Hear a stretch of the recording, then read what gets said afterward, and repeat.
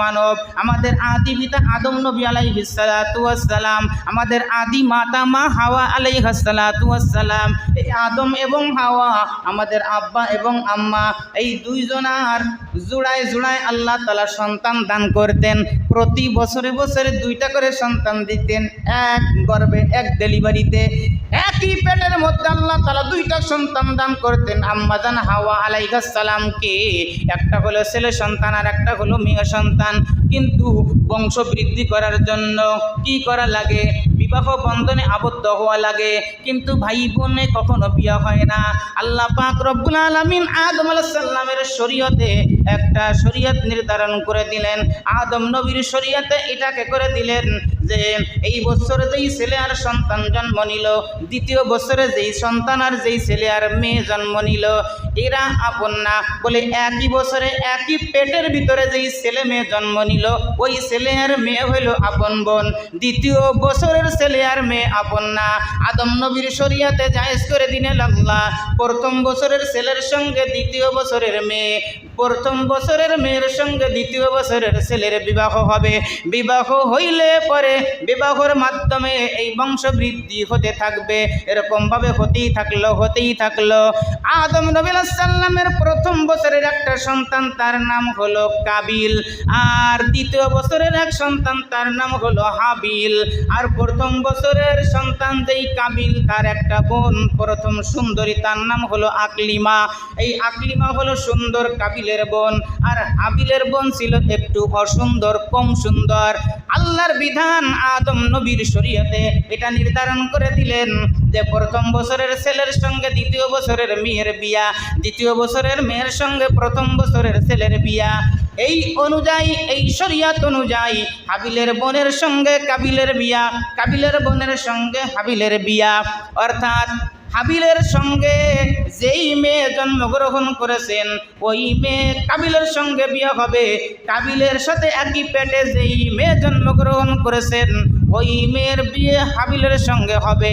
এবার কথা হলো, প্রথম যেই ছেলে আর সন্তান, ছেলে আর মেয়ে, ছেলের নাম হলো কাবিল, মেয়ের নাম হলো আকলিমা। আকলিমা অনেক সুন্দর, সুশ্রী। এবার আদম নবীর শরীয়ত অনুযায়ী ইব্রাহিম আদম আলাইহিস সালাম বলে দিলেন, বাজান রে আমার, তোমরা একের বোন রে অন্যের বোনের সঙ্গে, ভাইয়ের সঙ্গে বিয়ে দাও। অর্থাৎ তোমার বোনকে তার সঙ্গে বিয়ে দাও। হাবিলকে বললেন, তোমার বোনকে তোমার ভাইয়ের সঙ্গে বিবাহ দাও। হাবিল রাজি, কিন্তু কাবিল রাজি না। কাবিল বলে দিল, আমি তোমার বোন বিয়ে করতে পারবো না। কেন? কয়, আমার বোনকে আমি বিয়ে করবো, আমার একই পেটের মধ্যে যেই মেয়ে, যেই বোন আমার হয়েছে, আমি তাকে বিয়ে করবো কেন? কয়, তার শরীরের চামড়া একটু সুন্দর বেশি। দেখেন, সুন্দরের পাগল দুনিয়ার মানুষ কেন? কোন সময় থেকে? আদম নবী আলাইহিস সালামের প্রথম সন্তানের থেকে মানুষ, পুরুষ মানুষ সুন্দর চামড়ার প্রতি আকৃষ্ট। কাবিল বলেছিলেন, আমি আমার পেটে যেই মেয়ে জন্মগ্রহণ করেছে, বোন জন্মগ্রহণ করেছে, এই বোনকে আমি বিয়ে করব। ভাই হাবিল ডাক দিয়ে বললেন, ভাই এটা তো আমাদের আব্বার শরীয়ত না। কয়, দূর, আব্বার শরীয়ত টরিয়ত মানি না। অনেক মানুষ আছে এই পৃথিবীতে, অনেক মানুষ আছে আল্লাহর কিছু বিধান মানে না। তার মধ্যে একটা বিধান আছে, ছেলে বাবার সম্পত্তির 2 ভাগ পাবে, মেয়ে 1 ভাগ পাবে। ছেলে পাবে 2 ভাগ ডাবল, মেয়ে পাবে অর্ধেক। অনেক মানুষ এটা মানতে রাজি না, অথচ এটা আল্লাহ তাআলার বিধান। তেমনিভাবে হাবিল কাবিলের বোন বিয়ে করতে রাজি হইল, কিন্তু কাবিল হাবিলের ওই অসুন্দর মেয়েকে, বোনকে বিয়ে করতে রাজি হইল না।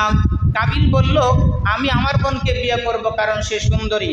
হাবিল বলল, ভাই এটা তো কশ্চিন কালেও সম্ভব নয়, আমাদের বাবা আদম নবীর শরীয়ত। এইবার ডাক দিয়ে বললেন, চলো আমরা বাবার কাছে যাই। বাবা আপনার কথা মানে না, কাবিল আপনার কথা মানে না, সে তার গর্বের ওই বোনকে বিয়ে করতে চায়। এবার বাবাকে বলে, দেখেন না কিছু কিছু ছেলে সন্তান আছে বাবার থেকে এক লাইন বেশি বোঝে, বাবার মুখে কথা বলে, তুমি গুড়ার কচু বোঝো, চুপ করো। আছে না? অনেক আছে। বাবা বুড়ো হয়েছে বাতাসে, বাতাসে বুড়ো হয়েছে, এত দাড়ি পেকে গেছে। মনে করো স্কুল কলেজে তো পড়ে নাই বাবা, লেখাপড়া তো শেখে নাই, আর উনি স্কুল কলেজে যাইয়া বই খাতা উল্টাইয়া 10-12 বছর পড়িয়া এমন শিক্ষিত হইছে, এখন কয় বাবারে, কয় বাবা বোঝে না, উনি একবারে বুঝে একবারে মানে উল্টো ফেলটাইতেছে। এমন সন্তান আছে না? কাবিল ডাক দিয়া বলে, বাবা তুমি চুপ করো, তুমি বোঝো না। যুক্তি দেয়, বলে আমি কি বুঝি না? কয় আমার বোনকে আমি বিয়ে করব, আল্লাহ নির্ধারণ করে দিয়েছে। কেন? কয় একই পেটের ভিতরে আমার সঙ্গে আমার বোনের জন্ম, দেখো না মায়ের পেটের মধ্যে থেকেই আমরা একসাথে, আর দুনিয়ার মধ্যে আইসে তোমার শরীয়ত মানতে হবে, আলাদা হয়ে যেতে হবে, এটা আমার পক্ষে সম্ভব না। আদম নবী ডাক দিয়ে বলেন, তাহলে একটা লটারি হয়ে যাক, একটা পরীক্ষা দিতে হবে। সৃষ্টিকর্তাকে তো সবাই মানে, রবকে তো সবাই মানে, বলে হ মানে। তাহলে রবের নামে তোমরা 2 ভাই হাবিল আর কাবিল কুরবানি করো। কুরবানি করে যার কুরবানি কবুল হবে তার কথা অনুযায়ী চলা হবে, দেখি কার কুরবানি কবুল হয়। আল্লাহ তাআলা কোরআনে কারীমের সূরা মায়েদার 27 নম্বর আয়াতে এই হাবিল এবং কাবিলের কুরবানির কথা উল্লেখ করে দিয়েছেন। ইব্রাহিম আর ইসমাইলের কুরবানির মতো হাবিল আর কাবিলকে আল্লাহ তাআলা কুরবানি করার জন্য বললেন। আদম নবী আলাইহিস সালাম বললেন, যাও কুরবানি করো। এবার ছোট ভাই হাবিল কুরবানি করলেন একটা দুম্বা। এই দুম্বাটা আগের সময়ে কুরবানি করার এই নিয়ম ছিল, কুরবানি করে রাস্তার মধ্যে ফালাই দিত, মাঠের মধ্যে ফালাই দিত। যদি কুরবানি কবুল হতো আল্লাহর পক্ষ থেকে আগুন এসে ওই কুরবানি করকৃত ওই পশুকে জ্বালায় পোড়াইয়া গায়েব করে দিত, ওটা কবুল হয়েছে। আর যার কুরবানি কবুল হতো না তার পশু ওই জায়গায় পড়ে থাকতো, পরের দিন কপাল গুজায় যেত, আমার কুরবানি কবুল হলো না। এই সিস্টেম আখেরি নবীর জামানার উম্মতের জন্য হলো না কেন? বলে হলো না কেন? এই জন্য অনেক মানুষ আছে অবৈধ টাকার কুরবানি করে, কালো টাকা দিয়ে কুরবানি করে, সুদের টাকা দিয়ে কুরবানি করে, ঘুষের টাকা দিয়ে কুরবানি করে, অন্যের মাল আত্মসাৎ করিয়া সেই টাকা দিয়ে গরু কিনে কুরবানি করে। ওই ব্যক্তি সমাজের ধনট্টবান ব্যক্তি, সমাজের নাম করা ব্যক্তি, ওই ব্যক্তির কুরবানি যদি কবুল না হয়, রাস্তার মধ্যে যদি কুত্তার মতো পশুটা যদি পড়ে থাকে, মানুষের কাছে সি হয়ে যাবে, দাম থাকবে না, মান সম্মান থাকবে না। তওবা করার সুযোগ দেওয়ার জন্য আল্লাহর নবী সাল্লাল্লাহু আলাইহি ওয়াসাল্লাম তওবা করার সুযোগ করে দিলেন। আল্লাহ আমার উম্মতদেরকে বেইজ্জতি করো না, আমার উম্মতের বেইজ্জতি আমি নবী সইতে পারবো না। সুবহানাল্লাহ। এই নবী সাল্লাল্লাহু আলাইহি ওয়াসাল্লামের উম্মতদেরকে আল্লাহ তাআলা বললেন, ফাসাল্লি, তোমরা নামাজ আদায় করো, রব্বিকা ওয়ানহার, তোমার প্রভুর তারপরে তুমি কুরবানি করো। আমার কানের মধ্যে পানি যায় নাই। আমার বন্ধুরা, কাবিল কুরবানি করলো, কি কুরবানি দিল? হাবিল কুরবানি দিল একটা পশু, কাবিল কুরবানি দিল ওর সম্পদের কিছু সিটিয়া, কিছু গমের ভুসি, আবাজাবা কিছু পরিত্যক্ত জিনিস আল্লাহর রাস্তায় দান করলো, কুরবানি করলো। পরের দিন দেখে ওইখানে রাস্তার মধ্যে পড়ে আছে, কুরবানি কবুল হয় নাই। এবার বড় ভাই ছোট ভাইয়ের কলার ধরে ডাক দিয়ে কয়, দেখাও আমার কুরবানি কবুল হলো না, তোমার কুরবানি কেমনে কবুল হলো? তোমারটা কবুল করলো কেন? ছোট ভাই ডাক দিয়ে কয়, আল্লাহ তাআলা 1440 বছর আগে আল কোরআনে কারিমের মধ্যে এই আয়াতটা কোট করে রেখে দিয়েছেন। এই আয়াতটা লাউহে মাহফুজে আল্লাহ সুবহানাহু ওয়া তাআলা হাজার হাজার লক্ষ লক্ষ বছর এই দুনিয়া সৃষ্টির আগেও লাউহে মাহফুজে এই কোরআন সংরক্ষণ করে রেখেছিলেন। আল্লাহ সুবহানাহু ওয়া তাআলা বলেন, লা ইয়ানালাল্লাহু লুহুমুহা ওয়ালা দিমাউহা ওয়ালাকিন ইয়ানালুহু তাকওয়া মিনকুম কাযালিকা সাখখারাহা লাকুম লিতুকাব্বিরুল্লাহ আলা মা হাদাকুম ওয়া বাশশিরিল মুহসিনিন।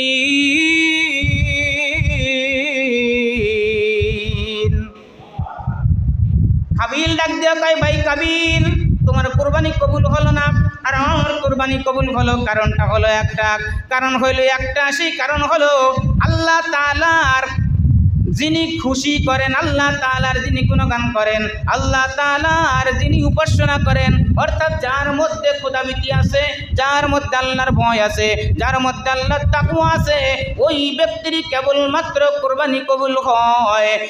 সুদখোর আর ঘুষখোর আর বেনামাজির কুরবানি আল্লাহ কবুল করে না।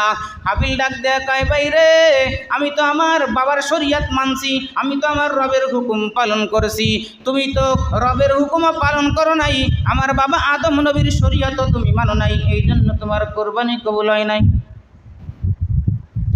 তাই নাকি? কাবিল ডাক দিয়ে বলতেছে, তাহলে দাঁড়াও, কোরবানি কবুল করাচ্ছি।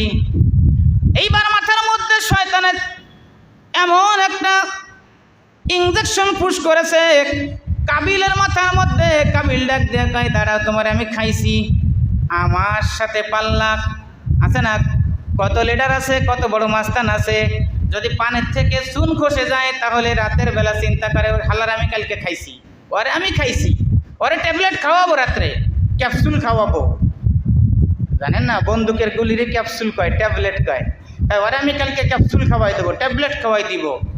ঠিক ওই কাবিল ছোট ভাই হাবিল রে একটা ক্যাপসুল খাওয়াই দিলেন, এমন একটা মারলেন একবারে। এবার আজকে ঠেলে ঠেলে দেয় কি নরেও না সরে না, গেছে কি ব্যাপার, মারা গেছে। এইবার কাবিল ডাক দেয়া কয়, হারে আমি আমার ভাইকে মেরে ফেললাম, এই ভাইকে আমি কোথায় রাখবো, কি করব, এই মানুষের সামনে জনসমুদ্রে আমি কিভাবে ওপেন হব, কিভাবে আমি যাব, চিন্তায় পড়ে গেলেন। হঠাৎ করে আল্লাহ রাব্বুল আলামিন ওই কাবিলকে একটা পরামর্শ দিলেন। কাবিলকে তো দিলেন না, আনেওয়ালা কিয়ামত পর্যন্ত তামাম পৃথিবীর সব মানুষকে এই শিক্ষাটা দিলেন। আল্লাহ রাব্বুল আলামিন দুইজন ফেরেশতা পাঠাই দিলেন, দুইজন ফেরেশতাকে পাঠাই দিলেন দুইটা কাক বানাইয়া। দুইটা কাক কাবিলের সামনে গিয়ে এরকম ভাবে ঝগড়াঝাগড়ি করতেছে, মারামারি করতেছে, দুই কাকে মারামারি লাগতেছে, কামড়া কামড়ি লাগতে লাগতে একটা কাক জায়গায় মারা গেছে, অন্য একটা কাক ওই বালুর ভিতরে হাত দিয়ে বালু কুলাইছে, বাড়ি কুল্লাই এরকম ভাবে কবর তৈরি করছে, গাথা তৈরি করছে, গাথা তৈরি করে কবর তৈরি করে এবার আর একটা ওই কাক আর এক ডানা দিয়ে সুন্দর করে ওই বালু আবার ওর ভিতরে দিয়ে ওর ভাই কাককে ওখানে দাফন করে দিয়েছেন। এবার কাবিল ডাক দিয়া বলে, আহারে এই কাক তো আমাকে কবর দেওয়া শিখাই দিয়ে দিল। আল্লাহ ডাক দিয়া বলেন, কাক তোমাকে আমি কবর দেওয়া শিখাইলাম না, কিয়ামত পর্যন্ত আনেওয়ালা সমস্ত মানুষদেরকে মানুষ মারা যাওয়ার পরে আমি কবর দেওয়া শিখাই দিলাম। لا ينال الله لحومها ولا دماؤها ولكن يناله التقوى منكم كذلك سخرها لكم لتكبروا الله على ما هداكم وبشر المحسنين। আল্লাহ পাক রব্বুল ইজ্জাত ডাক দিয়া বলেন, বান্দা হে, তুমি যে পশু কুরবানি করবে ওই পশুর রক্ত আমি চাই না, গোশত আমি চাই না, আমি শুধু একটা জিনিস চাই, সেটা হলো তোমার অন্তরের খুলুসিয়াতটা। কেন তুমি কুরবানি করলে, তোমার অন্তরের ইখলাসটা, তোমার অন্তরের নেক নিয়তটা, কেন তুমি কুরবানি করলে, কোন নিয়তে তুমি কুরবানি করলে। ও বন্ধু, তুমি যেই পশুটাকে কুরবানি করছো ওই কুরবানির পশুটাকে সকালবেলা তুমি সুন্দর করে প্রতিদিন শ্যাম্পু দিয়ে গোসল দাও, সাবান দিয়ে গোসল দাও, 3-4 বেলা খাবার দাও, তাড়াতাড়ি সুন্দর করে গোসল দাও, মশারি টানাইয়া দাও, এমনকি গরুর উপরের মধ্যে ফ্যানও লাগাইয়া দেয়, রাতের বেলা মশায় না কামড়ায়, কয়েলও জ্বালাইয়া দেয় না, মশারি টানাইয়া দেয়, কয়েল জ্বালাইয়া দেয়, শ্যাম্পু দিয়া গোসল দেয়, সাবান দিয়া গোসল দেয়। এবার আল্লাহ পাক রব্বুল আলামিনের দরবারে নিয়ত করিয়া কবুল, নিয়ত করিয়া কুরবানি মাইরা দেয়। কুরবানি হওয়ার সময় ওই পশুটা ডাক দিয়ে বলে, আল্লাহ, আমার শরীরের মধ্যে আমার যে মালিক ছুরি চালাইয়া দেয়, এই মালিকটা যদি নামাজি হয়, এই মালিককে তুমি কিয়ামতের ময়দানে জান্নাত দিয়ে দিও। ও মালিক, আমার এই মালিক যে আমাকে শ্যাম্পু দিয়া গোসল দিছে, যে আমাকে সাবান দিয়া গোসল দিছে, রাতের বেলা মশারি টানাইয়া দিছে, রাতের বেলা কয়েল জ্বালাইয়া দিছে, আমাকে প্রতিদিন 4 বেলা 5 বেলা খাবার দিয়েছে, আমাকে আদর যত্ন করেছে, আমার জন্য সুন্দর একটা ঘর বাড়ি বানাইছে, হাজার হাজার টাকা পয়সা আমার পিছনে খরচ করছে, ওই দিন কুরবানির দিন যদি আমার গলার মধ্যে যত সুন্দর করিয়ে পোষ দেখ না কেন, এই আমার মালিক যদি বেনামাজি হয়, আমার এই মালিক যদি তোমার নাফরমানি করে, আল্লাহ তুমি কিয়ামতের ময়দানে তাকে ছাইড়ো না। নবীজি সাল্লাল্লাহু আলাইহি সাল্লাম বলেন, এই জন্য আল্লাহ রাব্বুল আলামিন হুকুম দিছে আগে নামাজ পড়ে কুরবানি, আগে নামাজ পড়ে কুরবানি, আগে নামাজ পড়ে কুরবানি। তবে আমরা যারা কুরবানি করার নিয়ত করছি, যারা আল্লাহ তাআলা, যাদেরকে আল্লাহ তাআলা তৌফিক দান করেছেন, যারা করেছি নিয়ত করেছি, তারা তো করব। যারা এখনো মনে মনে আছে ভাগ তালাশ করতেছি কেমনে কেমনে করব, ভাগে আলাদের বেশি সমস্যা হয়। এই ভাগে কুরবানির মধ্যে আপনি তাহকিক করে নেবেন যে আমি যার সাথে কুরবানি করতেছি ভাগে, ওই বাড়ির পাইছি ও কি নামাজ কালাম পড়ে ঠিক মতো, না খালি গাঞ্জাই খায়। অনেক আছে এক ওয়াক্তও নামাজ পড়বে না, এক ওয়াক্তও নামাজ পড়ে না, সুদ খায়, ঘুষ খায়। আর আপনি একজন নামাজি দাড়িওয়ালা মুত্তাকি মানুষ, তার সঙ্গে যাইয়ে ভাই আমার একটা ভাগ দেন, কেন আপনার গরুতি ভাগ খাওয়া লাগবে না? আপনি 20,000 টাকা দিয়ে ছোট্ট একটা ছাগল কিনেন, ছাগল কিনে আল্লাহর নামে কোরবানি করেন, এই ছোট ছাগলই আপনাকে জান্নাত পর্যন্ত পৌঁছাই দিবে। আর যদি আপনার ওই সুদ করে ঘুষ করে ওই যে মোটা তাজা একটা গরুর সাথে 20,000 টাকা দিয়ে ভাগ থাকলেন, আর যদি সে সুদখোর হয় আর ঘুষখোর হয়, তাহলে আপনার এই 20,000 টাকা একবার জলে যাবে, একবার জলে। আমার কথা না। নবীজি সাল্লাল্লাহু আলাইহি সাল্লাম বলেন, দেখেন না, এক বালতি দুধের মধ্যে বলে 1 ফোঁটা সোনা পড়লে দুধ সব নষ্ট হয়ে যায়, ও দুধের কোনো কাজ হয় না। তেমনিভাবে ওই 2 লাখ টাকার গরুর ভিতরে আপনি নামাজি ব্যক্তি, হাজি সাহেব মানুষ, 5 ওয়াক্ত নামাজ পড়েন, মুত্তাকিওয়ালা, হ্যাঁ, আপনার এই 50,000 টাকা 30,000 টাকা দিয়ে ভাগ থাকলেন, আপনার নষ্ট হয়ে গেল, আপনার সর্বনাশ হয়ে গেল। গোস্ত পাইলেন, 40 কেজি গোস্ত পাইলেন, খাইলেন, শুধু খাওয়া পর্যন্ত হলো। আমাদেরকে তাহকিক করে কোরবানি করার তৌফিক দান করুন, আমিন। ওরে আমিন, একটু জোরে বলেন আমিন।